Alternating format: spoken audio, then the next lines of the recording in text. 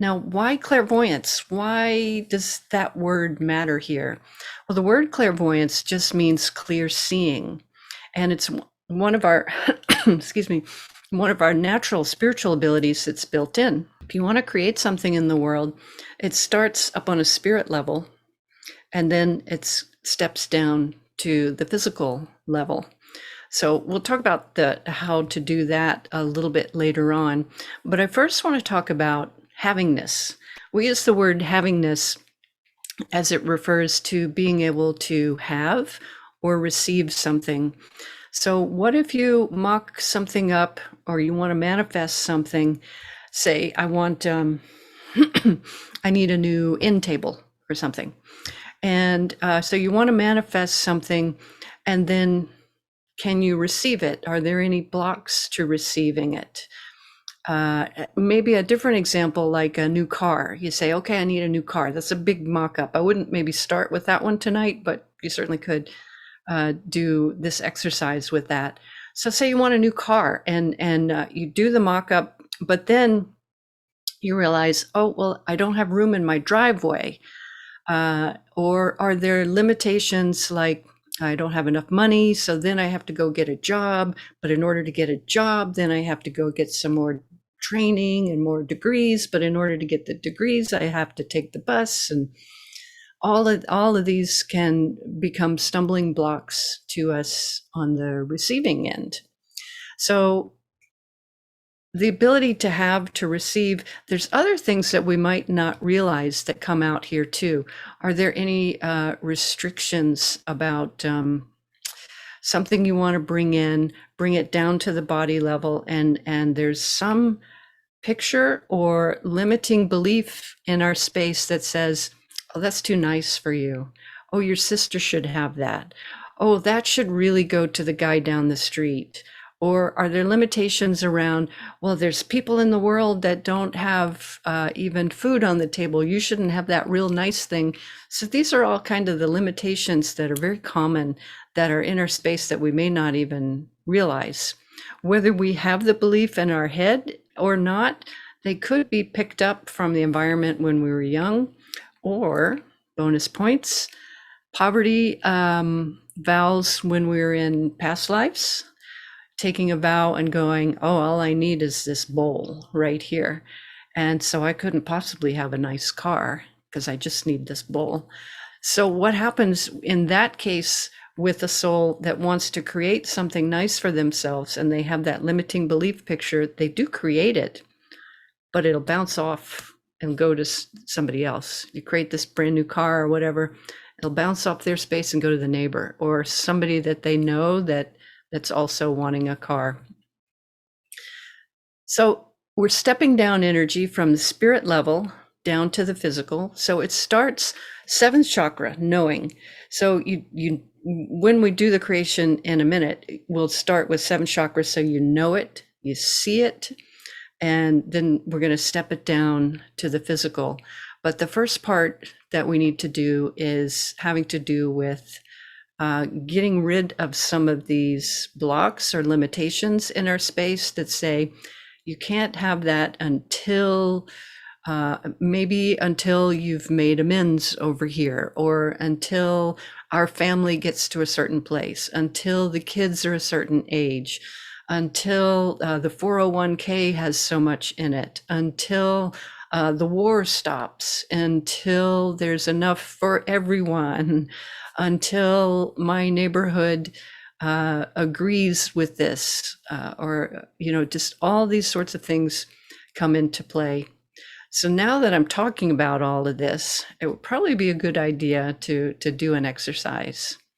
I mentioned the word clairvoyance early on, which just means clear seeing, as well as the word psychic, which means of the soul. This is training that comes from a tradition from a man named Louis Boswick out of Berkeley, California, handed down to his teacher, Michael Tamura, which is my teacher, and I'm passing along to you. And these are really easy, simple, straight ahead techniques to help clear out some of these limitations and to be able to create abundance and a life that's on purpose.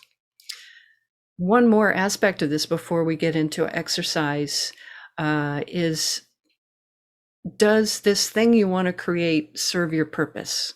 So like if I wanted to create, if I say I can create anything I want, I'm going to have a super yacht. Well, would a super yacht really serve my purpose? Absolutely not. That would not serve me to just be out in the middle of ocean somewhere. I need to be working with people in person, maybe hands-on, and teaching. But rather, would it work for me to be able to travel in different ways? Yes. So we have to consider that too. Is the thing that you want to create, is it going to take you off your path, or is it going to keep you on your path and moving forward? So more considerations to take a look at. And so these are some of the limitations where we look at a lot of the abundance strategies and techniques and stuff out there, why it works sometimes and sometimes it doesn't, because you can create the thing you want to create. As it said, ask and it is given. So it's already there, it's already created. But then we have to take a look at some of these limitations. So maybe this would be a good time to do a little quick grounding exercise now that I've been stirring up all these limiting belief pictures. Let's go ahead, tune in, and go ahead and close your eyes. And find your awareness there in the middle of the head. Hi, welcome. We're just starting to do a little meditation here that's going to get rid of some of the energies in our space that keep us from being able to receive what we want. Like we're going to ask for our thing in a minute, our widget that we really want to create in the world. But in order to receive it, we have to have a clear runway to get to it. So we're just going to start here. We're just about to get started with a little meditation to release some of the limiting belief patterns that keep us from receiving. So let's go ahead and close our eyes. Find our awareness in the middle of the head. This style of meditation we do from a seated position. So rather than the legs crossed on the floor, we're usually sitting in a chair with both feet flat on the floor. This keeps us from popping out of the body and going up out of the body. That's another part of manifesting too, is to be here and now. So we're not in the present, we're not in the past, we're not kind of spaced out, which translates as being up out of the body, maybe a couple feet hovering above the body. So let's be here right now. So find your awareness behind your physical eyes, in between your ears,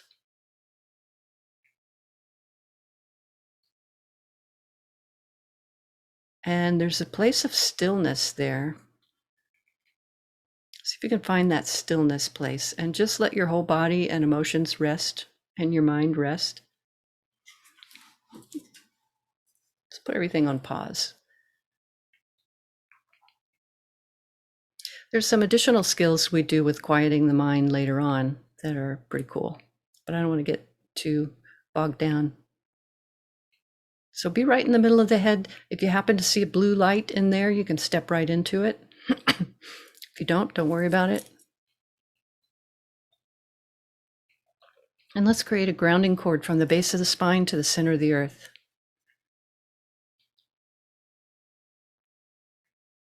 And then make it wider than your hips. So a grounding cord that's releasing energy out of your space from the base of the spine going all the way down to the center of the earth. So there's the core, but then to the center of the core, like a recycling station. That's where the energy can get transmuted. So let's make that grounding cord like a foot wider than the hips all the way around. Nice, big, wide grounding cord to release energy. And what I was talking about earlier is some of the restrictions to having. So we want to create something. I'm going to mention some things, but pay attention in your awareness to some things that may show up for you personally. For someone, it might be, I can't have this thing I want to mock up until the kids are a certain age. I can't have this thing I want to mock up until my bank account has exactly a certain amount in it. I can't have that thing I want to create until my partner agrees, or a family member agrees, or if my community thinks it's a good idea. I can't have that thing I want to create. Is it in my religious or spiritual belief system? Or have I taken a vow of poverty or some sort of vows in the past to have very little? Are there any family members in here restricting some of our ability to receive? Well, you can't have more than your brother. Oh, that wouldn't be polite to have more than your older sibling. Some of these things are kind of silly when you say them out loud sometimes. See what you notice as I'm mentioning some of these pictures. And now that we're grounded, know that these pictures are going to just release out of your space like leaves falling off a tree in the fall and go right down the grounding cord and get transmuted,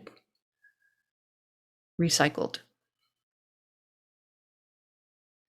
This kind of work with the clairvoyant training is all done from a real effortless space. So if any part of you is trying to find that picture or wanting to really get to this real quick, or any level of effort, just let that go down the grounding cord too.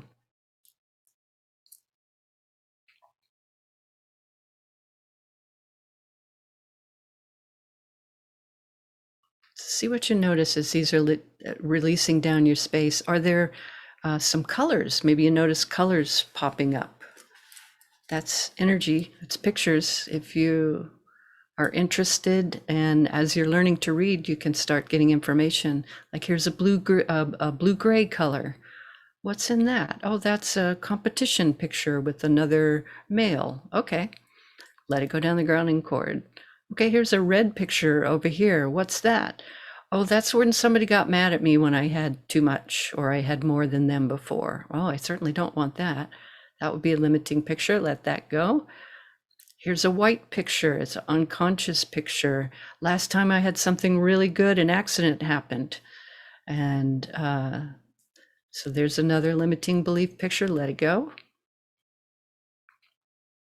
It's a good way to clear the pipes. So be right in the middle of the head. If you found yourself getting a little sleepy, I hear your voice, Julia, but you sound far away, far away. That's unconscious energy coming out. Just wiggle your toes a little bit. Be right there in the middle of your head, right here, right now. And any unconscious energy you might have been bumping into, let that go down the grounding cord too. This is different than other types of meditation. This is for you, the soul, to activate and operate your body more fully. Okay, be right in the middle of the head. We'll just end this little part here in a second, but go ahead and create a big gold sun above your head. The image of a gold sun, just like the sun that fuels our plants and trees, water, and all the animals and people here. But create your own little personal gold sun, big, big, big, big one. Wow, Mark, that's a good one. And create a big gold sun above your head, and then bring it in right through your crown chakra at the top of the head. Fill up your head. We're filling up any energy, any spaces where you just released energy. So you're filling it back up with your own energy and information here. Fill up inside the head, coming down to the neck. Really fill in all the spaces, your shoulders, your chest, down to your abdomen, your hips, legs, knees, calves, ankles, feet, and toes, even the little toe, down your arms. And extend that into your aura. So the aura, that space around you. We'll talk about the aura in a minute. And then once you're all filled up, go ahead and take a deep breath and come all the way out of trance.